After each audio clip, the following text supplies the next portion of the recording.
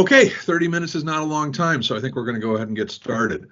First of all, I want to welcome everybody to this our latest in our monthly webinar series, which we'll talk about this towards the end, but we're actually trying a little bit of a different strategies than some of the historical stuff that we have done. And but really, the bottom line is we are trying to basically create resources that's useful to everybody. So there's about a minute sales pitch at the end. Hopefully everything else will be either useful or you can laugh at us because we thought it was useful. So bear with us on that. Also want to introduce Kevin Dutkiewicz, who is the tech director here at Simplex-IT. Hi, Kevin. Yay. Chief cat wrangler, is it? It depends. I'm not allowed to play as much anymore, so it's okay. So our topic for today is really just this: IT equipment replacement strategy. Tried to come up with a cool, sexy title for this and failed miserably. So we're going to go through this, but what is the goal here? What are you going to discover? One is, and this is a very, very high altitude, and we'll explain why, when to replace equipment, and really what's the replacement strategy that you can use, and finally, what's the tool to create a strategy and budget, and especially one that you can share with management. Okay, because in some cases, management doesn't quite understand the fact, and I'm stereotyping here, but doesn't always understand the fact that this stuff does have to be replaced, and it should be replaced on a schedule or some kind of time frame. And we're actually going to offer you a free tool that will help you create this and communicate this. And it's a when you look at it, you'll probably go, oh, duh, I could have done that. Well, you didn't, we did. So there, yeah.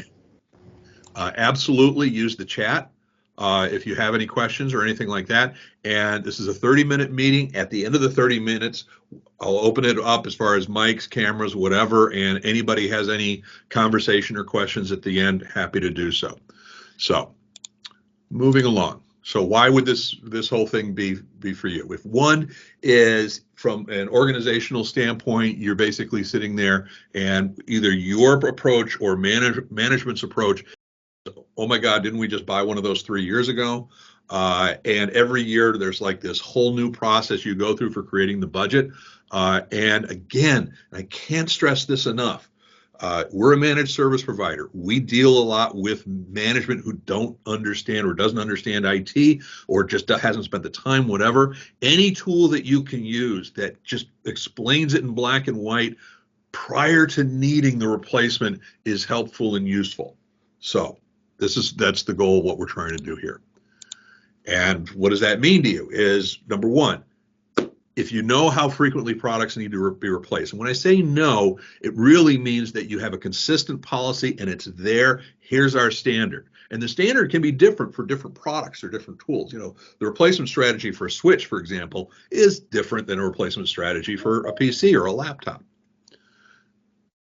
So who are these guys? I'm Bob. So I'm CEO of Simplex-IT. I've been IT director, I've been CIO, I've been consultant, I've been network developer, all of that kind of thing. That's true. I can't keep a job.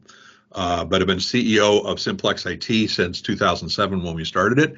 And a big part of our success, but not too big, so I don't want him to get, overly confident, is because of Kevin Dutkiewicz, tech director. Kevin, who the heck are you?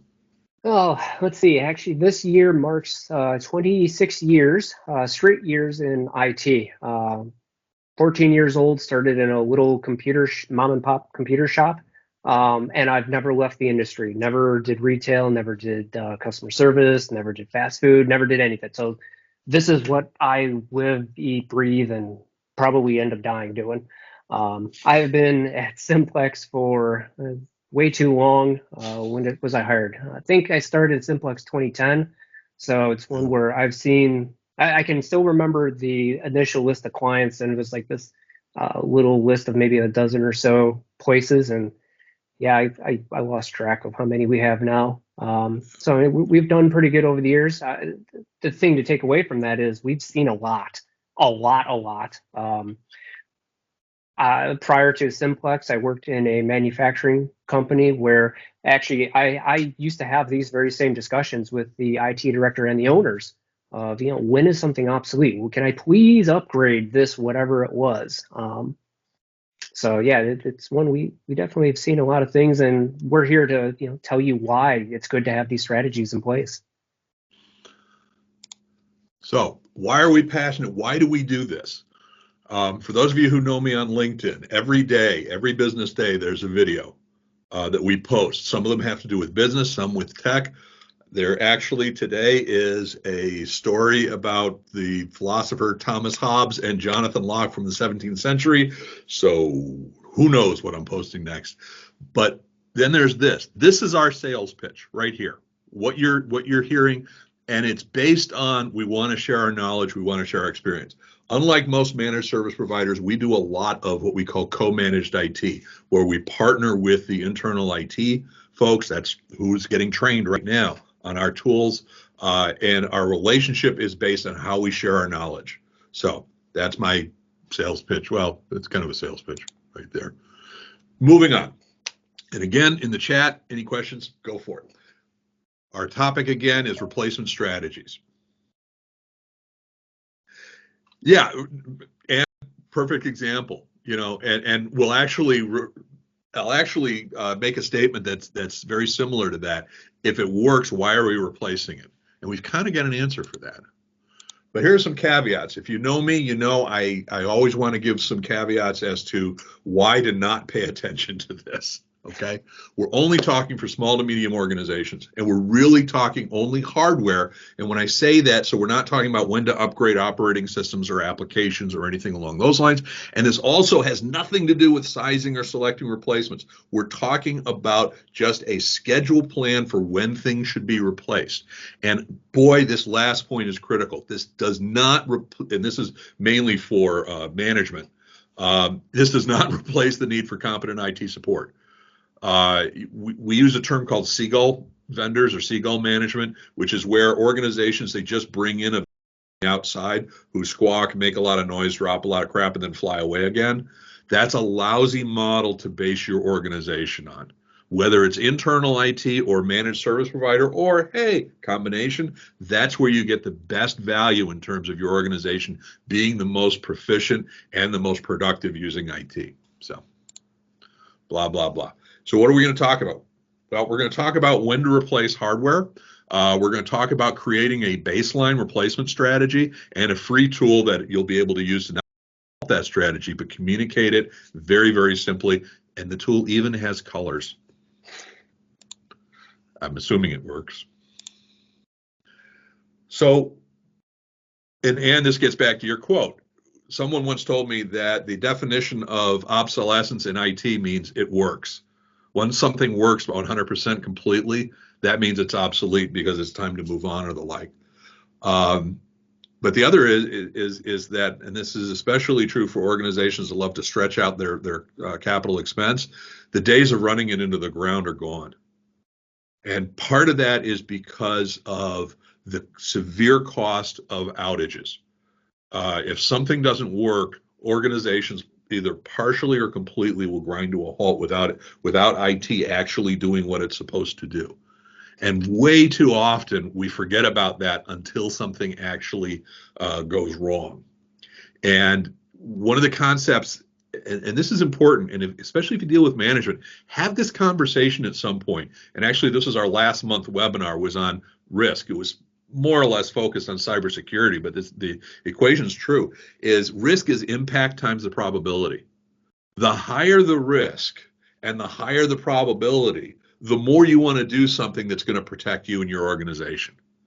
If the risk is ridiculously high, but the probability is ridiculously low, maybe not. So, the risk for an asteroid impact is significant, but the probability is low. There's additional thought of how do you deal with mitigation costs and all that. And up on our YouTube channel is with Brendan Walsh, who's our security director here. We actually talked about that to some length or degree on that. Kevin, I don't know if you want to add anything to that. I waited until you're drinking. I knew you were going to do that. Yeah, I mean, you can't predict for everything. I mean, a lot of times I tell people that, it's like going shopping for insurance. You don't need it until you do need it, and then I hope you had a good plan before. Um, yeah, it's one where you just got to try and come up with that fuzzy number of, yes, this will grind us to a halt, but the odds of it happening are this little. What does that translate to a dollar? And the thing that Bob has here a little bit later on actually does come back with at least a warm and fuzzy dollar number that you take and go to management and say, here, this is about what it would cost if we didn't have this or we did have this. Yep. Cool. Replacement strategies. You have planned and you have unplanned. And really, this is one of those where, from a replacement strategy, the plan, you get to choose when you're replacing or upgrading devices or equipment, which means you can do it. You can do that, A, when you have the most time and when it's most convenient and productive from your standpoint, and when it has the least amount of impact as far as your organization and the impact it has on our organization. It's also a predictable budget because you can know ahead of time what you're going to have to cost, what you're going to have to spend in order to fix it. And planned work is always cheaper to an organization than unplanned work. And again, this is one of those concepts. Have that conversation with management before you need to do something on an emergency. Because planned work, you can actually arrange your schedule, you can arrange priorities, you can arrange everything. Unplanned work, nobody gets to plan anything. And yeah, a good UPS can't be overemphasized, especially before you needed it. And then consolidated savings. In some cases, for example, PCs. If you have to replace, if you take the unplanned process, you only replace them when you absolutely need to, then you're doing one here. 2 weeks later, you're doing one here. A month later, you're doing one here, as opposed to doing them all as a project, in which case you're going to get that aggregate savings of the efforts that you can do. And then the unplanned, the only real issue I got, might be able to get more value out of the product, which is really just the capital investment. So yeah, instead of replacing it every 3 years, you got this one to last 4 years. Yay, you. Kevin, you got anything? Yeah, and say one of the things that I've seen a lot with management who don't want to spend the money on computers, they don't really look at the cost per hour for what a slower computer might actually be costing them. I had a couple of clients I was working with. They just did not want SSDs. They were still bound by the traditional hard drives. Like they didn't trust any of the new technologies. Well, when you start sitting there and talking money about that, yes, a new computer with an SSD is going to cost you $100 more or something like that. And most managements, it's like, no, I don't want to spend that kind of money on a computer. Just give me the cheaper one. Fine. Well, let's take a look at what that actually turns into. Fine, you saved $100 on the initial investment. But then on the computer itself, that thing's going to take an extra 5 minutes every day to boot up and get operating, and on top of that, it's going to run a certain percentage slower every day. If you take nothing but the boot up period of 5 minutes, okay, how long does it take that 5 minutes to add up to be 1 hour, and how much do you bill for 1 hour?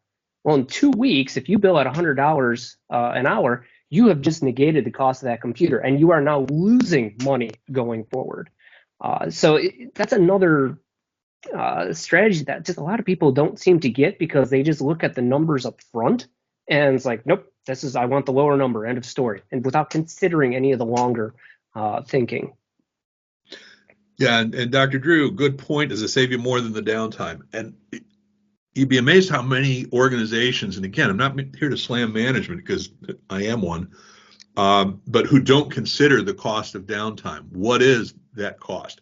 And again, and I'll hawk my own book.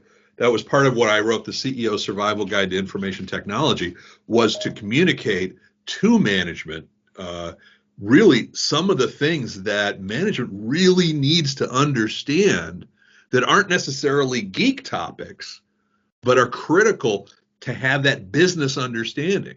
And what is the cost of downtime is absolutely one of them. So cool, good point. There's a number of calculators out there, both free and paid, or parts of other services you can subscribe, where you can start putting in these fuzzy numbers of, how do you get your cost for downtime? If you have 40 employees with an average revenue of X, and you are down for how many hours, it'll spit back a number. And most of the time, people don't like believing that number. But when that gets into, tens of thousands of dollars per hour of lost revenue, what did that $500 savings on going cheap on a UPS or a computer really buy you? Yeah, and if you remember, for those of you who were we did a webinar about 3 or 4 months ago that was specifically talking about 3 things that internal IT people need to do to improve their overall situation. And one of them was you need to have a better relationship with management, because there's a term I like to use a fair amount, and it's the worst time to learn CPR is when you're having a heart attack. The worst time to talk to management about some of these issues is when some of these issues are staring them in the face in a bad way. So to have this conversation about what is the cost or value of downtime, what is the cost of recovering data that was lost because of the backup strategies, all of that kind of fun stuff. The time to do that is earlier, so that they can then be informed and they can then make judgment calls as far as what's the best strategy, or to listen to your numbers, to listen to your proposals with informed ears. So cool. One of the quotes I keep seeing is like, if you ever dealt with like fruit trees or whatever, the best time to plant a fruit tree was 20 years ago. The second best time to plant a fruit tree is right now. So you can take that same logic for, this. Yep. When do you want this? Well, you should have had it already. Well, if you don't, just work on this now. And Drew, absolutely. If you can create a technology plan when you first start with an organization, to try to get a feel for what are and not just a technology plan, but an integration with their business plan, so that you've got a good feel. And especially if you're the internal IT person, what is your knowledge about where the business is going to go over the next 5 years from a business standpoint? Because that's going to help you a lot, again, in terms of communicating with management. So let's talk about vendor support and where that goes in terms of figuring out your replacement strategy. Kevin, you want to talk about these guys? Yeah, say a lot of vendors out there, you take your your average workstation, it's good for 3 years. Your average server, anywhere from 5 to 7 years. The cost of, sorry, after those numbers, you pretty much cannot get support for that system. So say you were to have a server that is now, 7 years old, and I promise you a hard drive will start failing on it at that time. Well, okay, cool. Looks like a hard drive failed. Well, you go someplace, eBay, go pick up a new hard drive, pop that in. Oh, it wasn't the hard drive. It's XYZ component after that. You can't even get support from those vendors anymore. And at that point, you are just guessing. All the time, you have something that you were counting on broke, and it is costing you money by not working. There are usually very, very well-defined end of life dates for pretty much every product I've ever seen. As I said, servers generally 7 years, workstations you can get 3 or 5. Things like switches, some of them actually do have lifetime on some of their components, like fans or power supplies built into them. Things like routers might be good for a certain number of years based on their firmwares and the operating systems they run. But again, all of this should be published by your vendor, and it's just a matter of looking up what it is and seeing what their cost of support options there are, and then, the replacement plans for them. Cool. So why fix what ain't broke? And we're going to move through this stuff kind of quickly, because if you're in IT, you know why to replace things. In some cases, you could be finding performance issues because of the growth of the organization. And by growth, that could mean either the number of connections there are because of the number of employees, or the amount of data that's being transmitted, or work being done, whatever. Meantime between failures, The device is more than likely, once you get past that honeymoon period of 3 to 6 months, the device is more likely to break tomorrow than it is today. And that's just going to keep on going. Vendor support, obsolescence, again, fixing it during non-critical time. And then a big one, security. Devices today are much more likely to be built with security in mind from a feature standpoint and the like. So now I'm going to show you the tool that we've developed. And if you've taken a look at some of our earlier webinars, we've actually created a number of these types of tools here. And literally all this is a spreadsheet that we've just created where you put in a description of whatever it is you want. And it can be a single item like a firewall or a server. It can be multiple items like PCs. And we essentially then say, what type of product is it? You select the type of product. And then what's the replacement strategy? And we basically are going with two replacement strategies. Either one, it's a complete, meaning we're replacing all of them, which if there's a firewall and it's only one, it's buying one, or it can be a percentage. What percentage? And this is popular for workstations or laptops or the like. And you can basically say, yeah, we're going to replace them over how long a period of time. And we're then asking, how long are the warranties?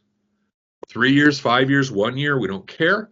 And then how many years do you want to hold on to them? Meaning, what's the oldest that you want one of these to be?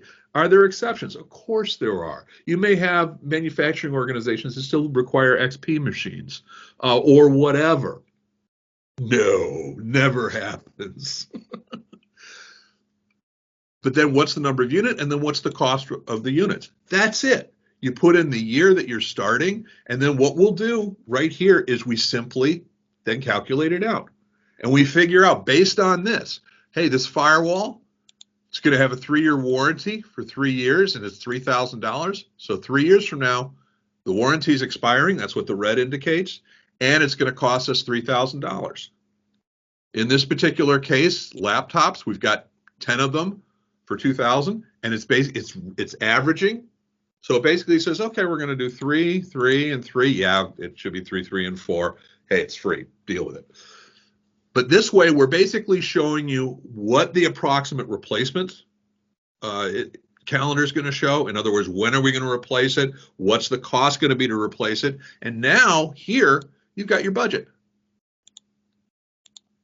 And you can basically show, by the way, this year, our all-in-one printer, the warranty is expiring, but they usually don't break too much. So we're going to keep it for 3 years. And it'll go to 2023. Well, buy the warranty. Well, let's add another 2 years to it. I hope this works.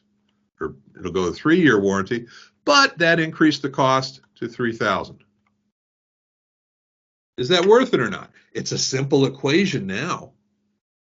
And then all you need to do is you just need to add additional lines to this for any kind of category. So you basically sit back and say, well, yeah, we've got PCs, but we've got some PCs that our CAD people use. We don't want to replace those, and they're going to cost more. Okay, fine then, and I think this will work. We'll just add another line. And we'll say CAD station.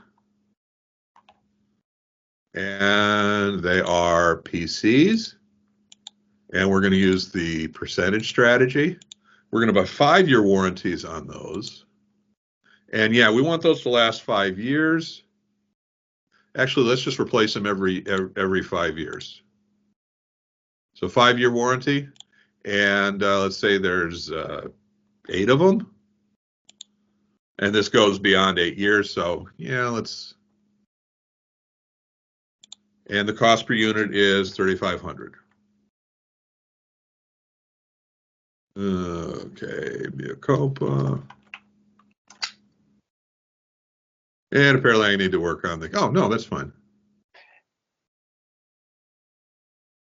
It's actually, while you're doing that, there's a couple good questions here. So, Richard, the future prices factored in, actually, this is for Dr. Drew as well.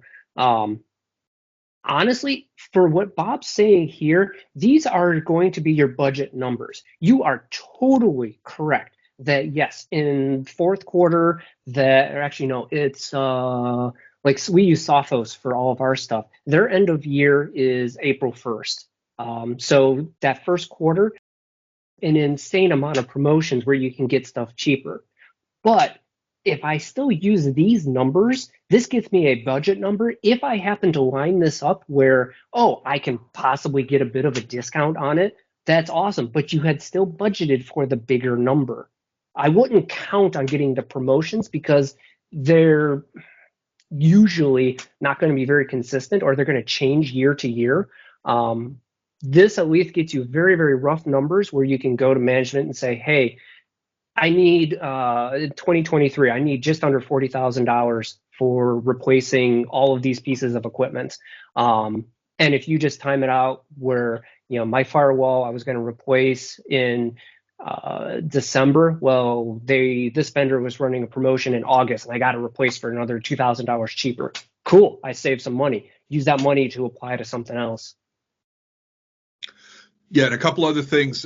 Future prices can be factored in. Actually, I was toying with the idea, and put in your comments if you think this is worthwhile, and I'll add it. Essentially, a percentage cost increase by annum. In which case, I would increase the price every year by that percentage. So if you think that's useful, go ahead and put that in.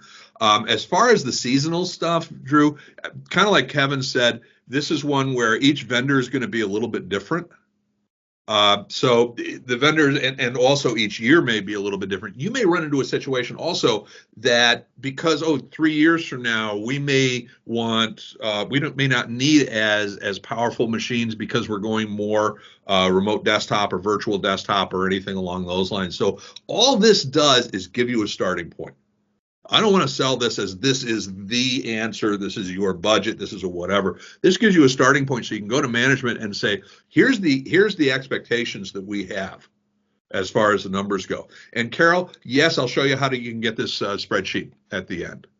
But this is all I wanted to this is the main thing I wanted to show you. Now, in addition to this also spreadsheet has a number of other things. This is the same spreadsheet. We're just adding more tabs to it. This is the one where we also had the cybersecurity from last month.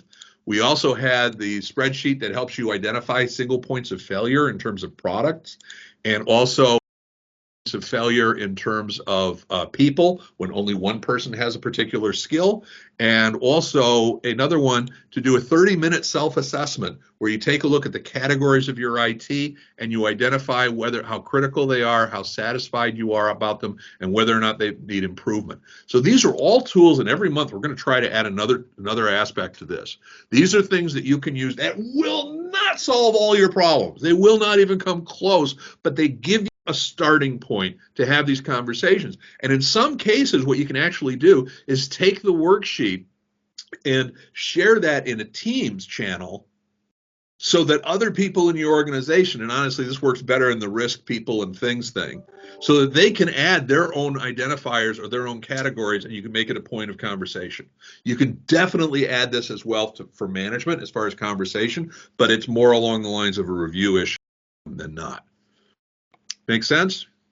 One thing I did not show on this also is we have at the end of this, we have a validation list. All you need to do, this is where all the drop downs come from. So if there's something else you want to keep track of, you just add it to this, and then the drop down will automatically have those. So you can specialize this as much as you want to.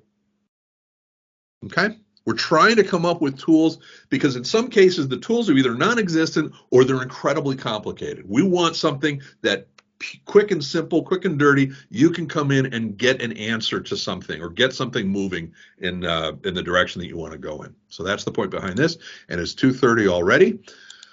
So we're going to wrap up real quickly, but again, I'm going to stick around to have some other conversations.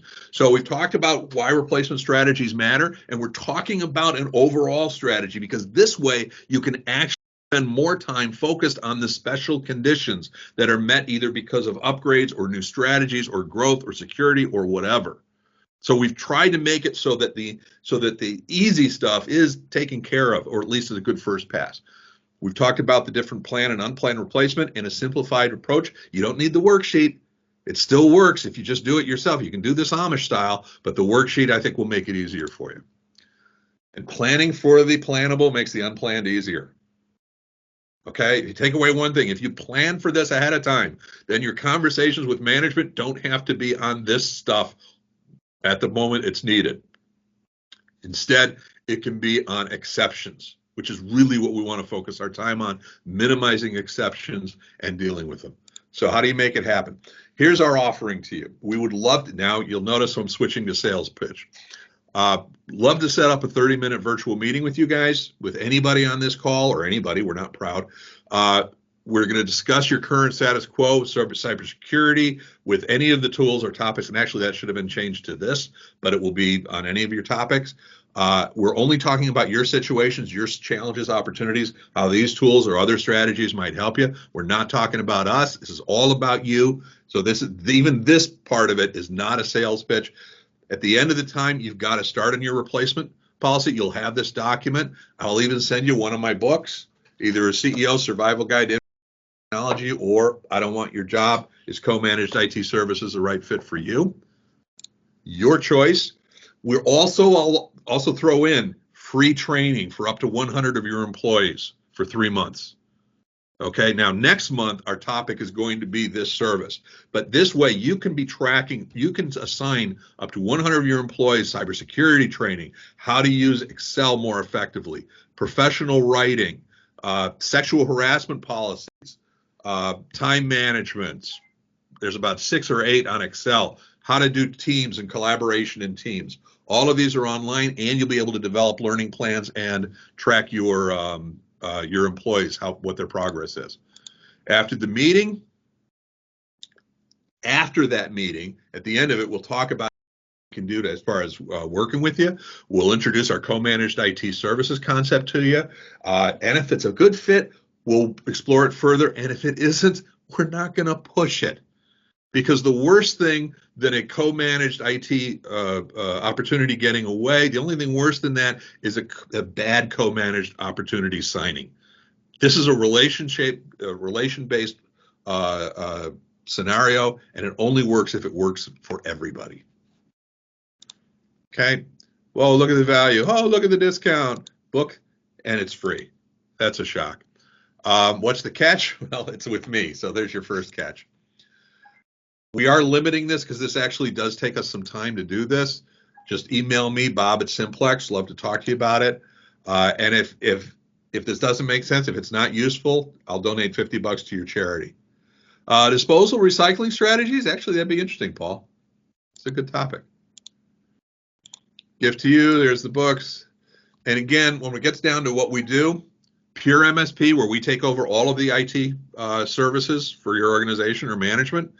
Absolutely, we do this. This is a picture of most of our staff. There's a couple of new faces since this was taken. Yeah. I wish Kevin was lying. He's not.